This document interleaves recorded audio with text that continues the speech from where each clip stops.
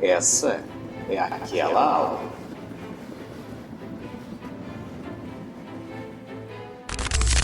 Imagine a situação que estamos observando um trem em alta velocidade.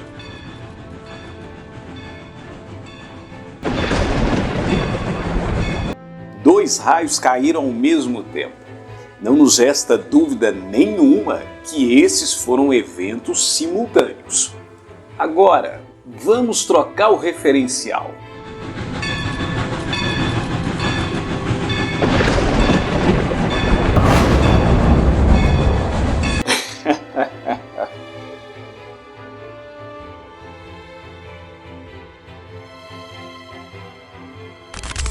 Um raio caiu primeiro que o outro. Como podem dois referenciais iniciais discordarem sobre a simultaneidade de um mesmo evento?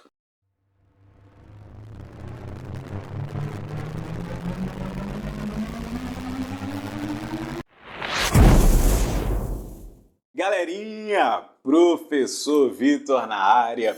Bora começar mais uma aulinha daquelas, viu? Lembra de se inscrever no nosso canal, curtir e ativar aí o sininho, hein? Ó, bora lá, hein? Galerinha, por uma questão pedagógica, eu preferi usar dois lasers saindo aí do ponto A e do ponto B no lugar de dois raios caindo, só por uma questão pedagógica aí para a gente tratar melhor esses eventos. Então vamos voltar àquela situação ali que a gente viu, né? Quando eu estou observando o trem passar e o evento ocorre, né, nos pontos A e B, ou seja, uma emissão de laser aqui está ocorrendo, eu concluo que eles foram simultâneos, né? Eu estou aqui, por exemplo, no ponto C, um exemplo aqui, e concluo que foram simultâneos. Portanto, no meu referencial S, que estou eu aqui parado, né, passando aqui no ponto C, olhando o trem passar pelo ponto C, eu concluo que esses raios foram simultâneos. Qual que é a grande questão? Quando eu estou lá dentro do trem, tá me vendo aqui, ó, eu sou esse carinha aqui pequenininho, passando sobre o ponto C também, quando ocorreu a emissão ali do raio, né, A e B, no referencial S, né? Então agora eu estou em movimento aqui, eu sou referencial S'. Quando eu estou me aproximando ali do B, o que ocorreu? Eu enxerguei o raio do B primeiro, né? Eu enxerguei o laser saindo ali de B primeiro, né? Vamos conversar um pouquinho, porque a gente precisa se acostumar com essa linguagem da relatividade, né? O que é um evento, professor? Um evento é uma ocorrência que se deu num certo lugar, né? Num certo espaço. E se eu estou falando que esse evento ocorreu num certo lugar, eu consigo atribuir coordenadas, né, espaciais para ele, x, y, z, porque ocorreu no espaço. Só que aqui na relatividade tem uma coisa que a gente precisa considerar além dessas três coordenadas, né? Então a gente sempre pensa que aquele evento que ocorreu naquele determinado local, naquela determinada coordenada, tinha um reloginho ali junto daquele evento, porque ele marcou também um determinado tempo, né? Então o evento para a gente está muito bem definido aqui na relatividade quando nós temos as coordenadas espaciais dele, né, o famoso x, y, z, e o tempo, que nós estamos aqui bem habituados, né? Então o evento está muito bem definido quando nós temos aí a posição geográfica dele junto ao tempo, né? Por exemplo, no caso dos raios, os raios caíram no ponto A e no ponto B, simultaneamente. Ou, nesse caso aqui, os lasers foram emitidos no ponto A e no ponto B simultaneamente no referencial S, né? E note bem que eu sei onde está o ponto A e o ponto B, né? Você dá essa olhada aqui comigo, aqui está o A e aqui está o B, e eu coloquei o quê? Um relógio atrelado a ele, que tem que marcar o tempo, né? Então, essa é a linguagem aí da relatividade, né? Um evento para a gente, toda vez que eu falar, ocorreu um evento, o que eu estou pensando? Uma determinada ocorrência que tem um certo lugar, né, um certo local geográfico, uma coordenada atrelado a ele, junto a um tempo, né, um intervalo de tempo que aquele evento ali se deu. Então aí aquela ocorrência se deu. Então eu tenho um evento, né? É isso que é um evento aqui pra gente na relatividade. Galerinha, a gente vai começar a bater um papo agora com alguns personagens aqui do Nova Era, né? Um deles é o Niltinho, né? O Niltinho tá aí, né? O Niltinho aqui do Nova Era vai começar a dialogar com você. Note bem uma coisa, né? No referencial S, os eventos foram simultâneos. né? O que você está querendo dizer, professor? Os raios caíram junto, a emissão do laser foi junto. Porém, no referencial S', né, como o trem está aqui se aproximando de B, né, não é isso que você viu? O trem está caminhando de A para B. Ele viu os eventos não sendo simultâneos. Ele concluiu que o evento em B ocorre primeiro que um evento em A.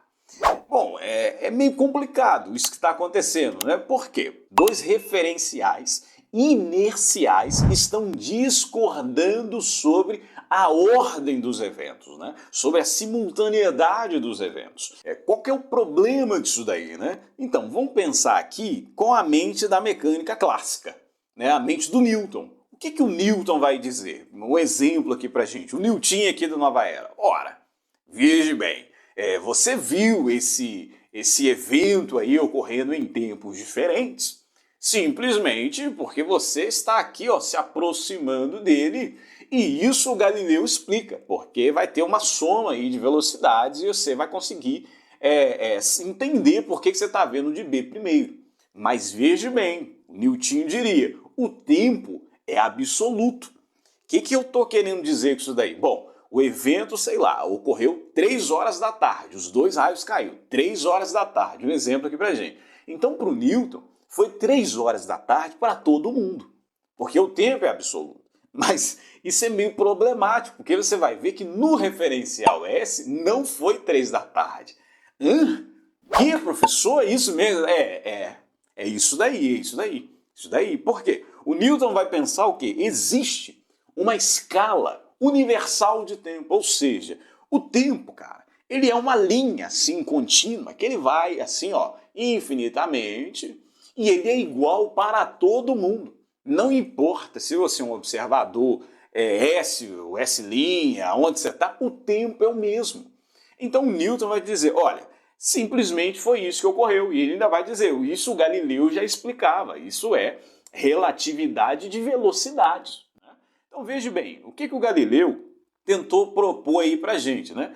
Os eventos seriam simultâneos, porque o tempo no referencial S é igual ao tempo no referencial S'.